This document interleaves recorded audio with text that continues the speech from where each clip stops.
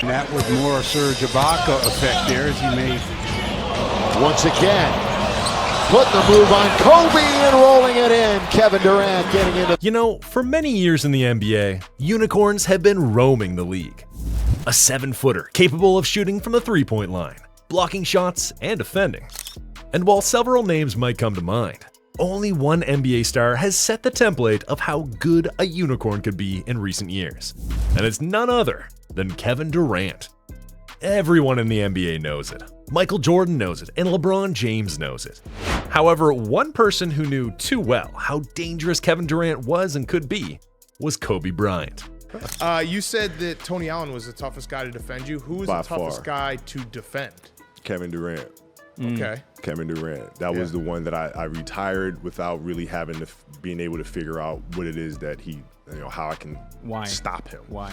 I mean, if Kobe Bryant, one of the greatest defenders in league history, who's battled with the likes of Michael Jordan, LeBron James, D. Wade, Tracy McGrady, Allen Iverson, and Tony Parker, can admit to never finding a way to defend KD, you have to wonder what chance the rest of the league have against him. Kevin Durant was the 2014 league MVP, ranks in the top 10 of the NBA's all-time scoring list, has won 2 Finals MVP awards, and has led the league in scoring 4 times. But accolades aside, how good is Kevin Durant? To answer that question, you should know that KD, before his tragic Achilles injury in the 2019 NBA Finals, was averaging 27 points, 7.1 rebounds, and 4.1 assists per game on 49.3, 38.1, and 88.3%. Since returning from the Achilles injury, he's averaged 28.3 points, 6.9 rebounds, and 5.5 assists per game on 50, 40, 89 shooting. To put into perspective, an Achilles injury was what ruined Kobe's peak and inevitably forced him to retire. However, in KD's case, he got better after his injury. This dude is a member of the 50-40-90s club, and he did it twice. Once in 2013 and also in 2023, which is before and after his injury. I mean, not even Michael Jordan, LeBron, or Kobe even have a single season shooting 50-40-90. The Slim Reaper is shooting better than MJ did and scoring more than Steph Curry, and in the entire league history, the only player with KD's offensive versatility and efficiency is Larry Bird. Interestingly, what makes him great is not how often he scores, it's how well he scores.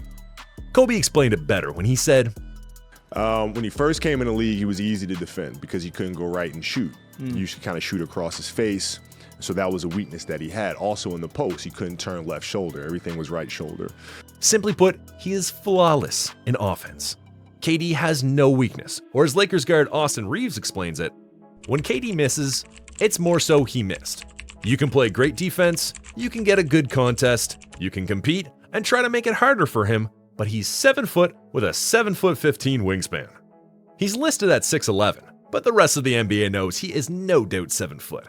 So imagine a 7-foot player who moves like an elite guard and has a 7'15" wingspan to match his skill set.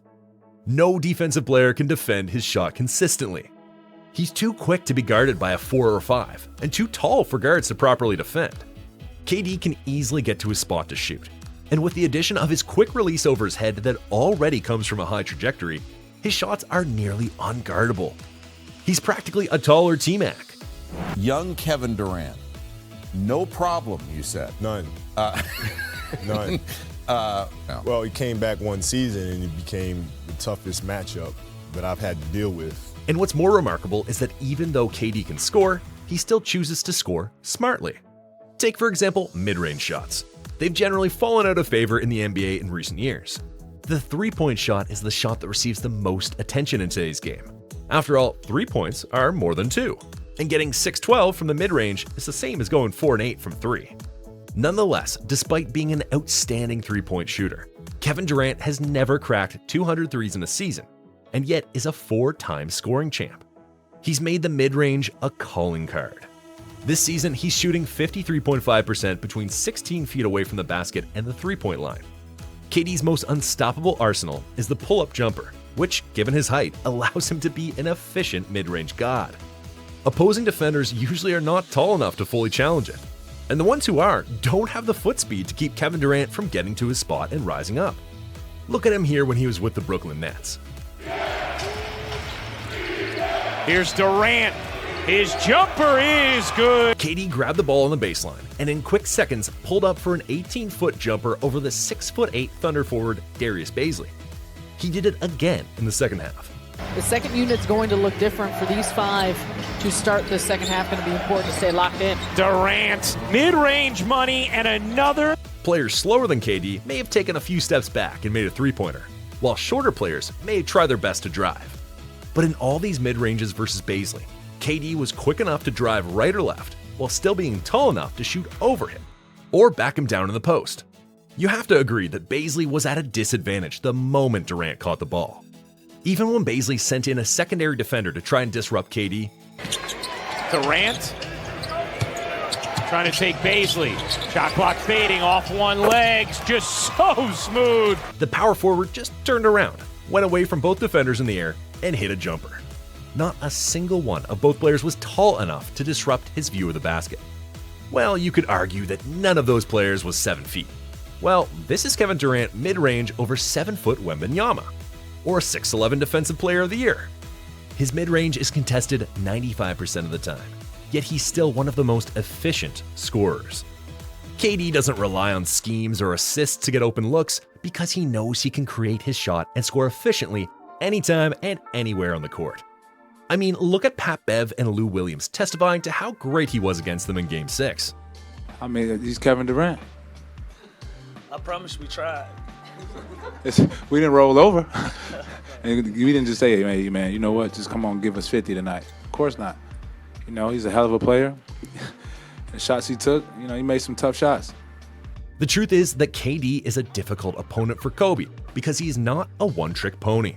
Kevin Durant is a 7-footer who can knock down shots off the bounce and catch, break ankles, shoot fadeaways, and splash threes like no other.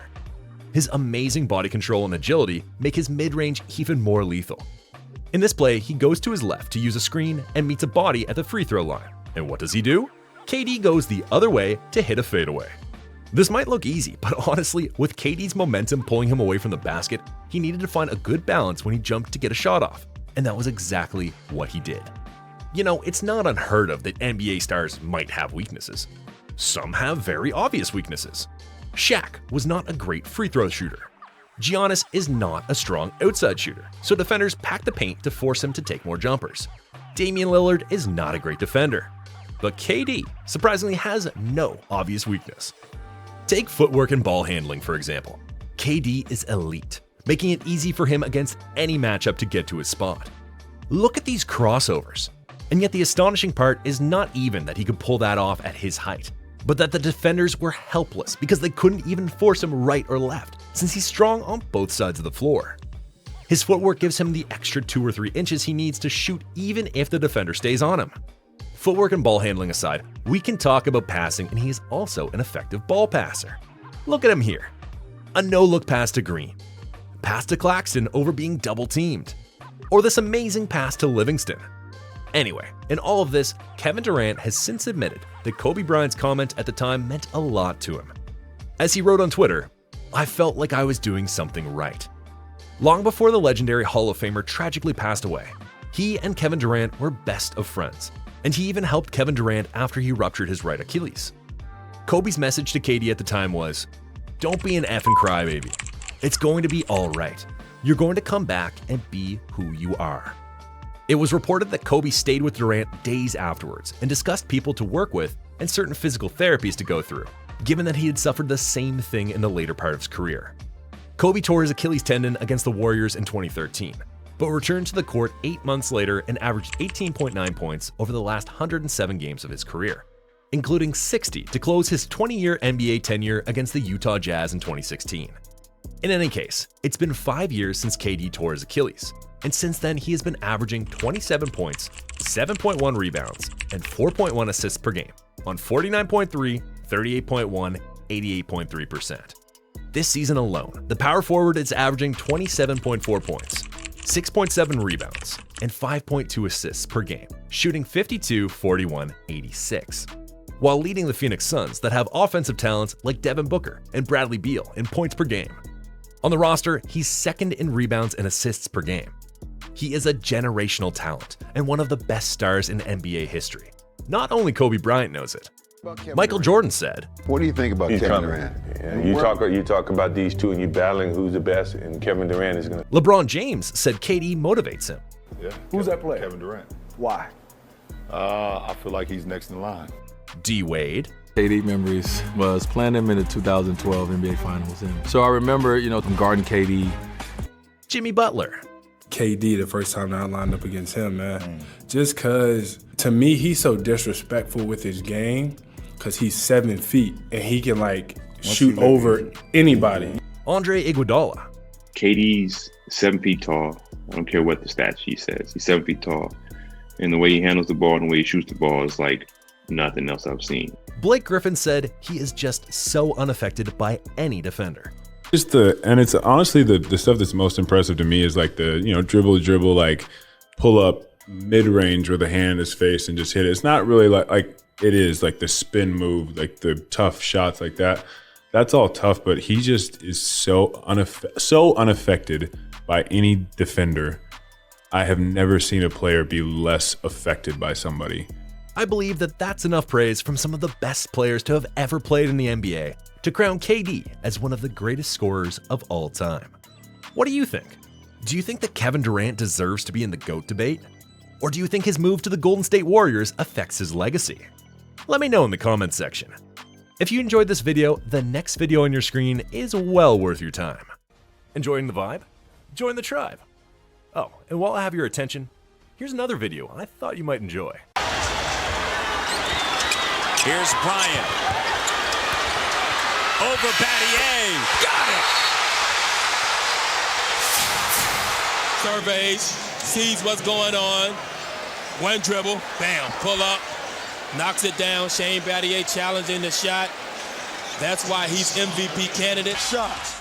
Bryant trying to go behind his back, and Boykins the other way, and they'll finish off with Andre Miller. Maybe. Hey, Kobe did not give up on that play. How about that play? And Andre Miller took his time on the other end laying up. Watch Kobe. He's completely out of the... Let's see what they do. Bobby Gasol trying to find Kobe. And Kobe will get it for the win. Got it! Did it! He is hard to believe. No, he's not. Amazing again at the buzzer. Is there anybody more clutch than that man? Semifinal. Kobe finding space on Kurolenko and passing to himself off the glass. How do you like those? Man, oh man. Phenomenal play by Kobe. Awkward, caught in the air. And ad-libbed it. Cats by one. Kobe up top. Bryant. For the win. 9/10 of a second remaining. 9/10 of a second remaining. Kobe Bryant and the Lakers by one. In the second half. With half a minute to play. Bryant for the lead. Yes! Kobe Bryant gives the Lakers the lead. I tell you something. This is, he was legendary before this game. This takes it to an absolute another level. An absolute another level. You need two to win the game. What a historic way it would be to finish this one. Kobe down the middle, in the air, shows up a... Oh, he made it! 2.5 seconds left. And the Lakers have taken a 2-0 lead in the best of 7. Now Smush Parker's got it and feeds Kobe. 43 seconds left. He wants an isolation to work with Brown. Down to 3 seconds. Kobe lost the dribble. In a hurry, he has to pick it up. Desperation 3, my goodness! Kobe Bryant puts the Lakers up by... We just saw what Kobe does best, and that's bring people to their feet, direction, behind it. At the buzzer in overtime. If they trade him, it would only be for money, but they better get someone really good in return. And if I was a team... In a row. What a disappointing loss for the Miami Heat, who played so well. That's the East. Oh, that's cool. Over the glass, Kobe! Give me a break! Welcome to the circus. Nowitzki was going to be the guy. It could have been his job. He passed on it. Here goes Kobe, and Kobe's able to put one in. Left-handed. Kobe left-handed as the shot clock expires. Even Mark Cuban can afford to. What a play! Karolinko came up with it. Darren Williams by Kobe Bryant at the rim. Basket. This is amazing. Look at Kobe Bryant. What a spectacular play. That might be. What a tough shot, banking in the Kobe. Call away high. What a way to finish! In the fourth quarter, they've been standing downstairs for a long time. Kobe Bryant picked up by Bell. There's the move. 2, 1. Missing. Bryant. Unbelievable. For the victory. It's over. It's reviewable. No, it was in time. It was good.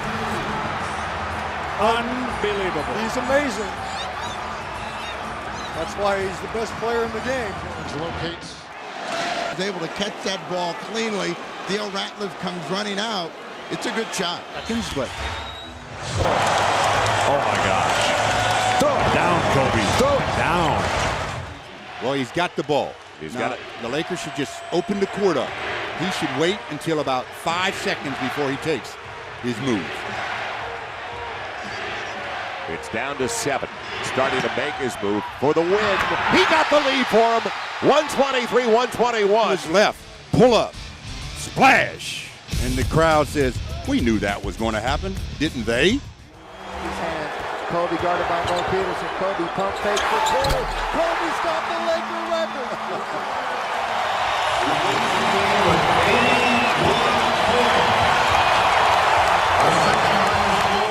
Now it's Kobe time. This is why he's so special, Marv. A tough evening all night, but he can still get it going when it counts.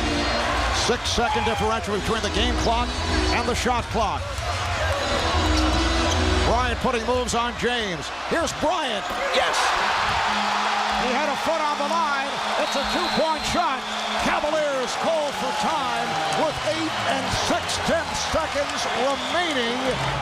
Not too soon. They haven't taken him out as a sub. 5-2 in games decided by 3 or less, and this is their second of the week. Here's Ori at the top, looking for Bryant. Bryant out deep, 4 seconds, 3 seconds, 2 seconds for the win. Got it!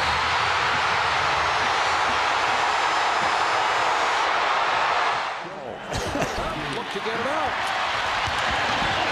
Bryant. Oh! It counts at the foul. Serving up a facial on Jaron Jackson. 7.3 remaining. Kobe's not getting a touch here. Now he is. 10 to He was looking for somebody to challenge him, and nobody came quick enough to stop it.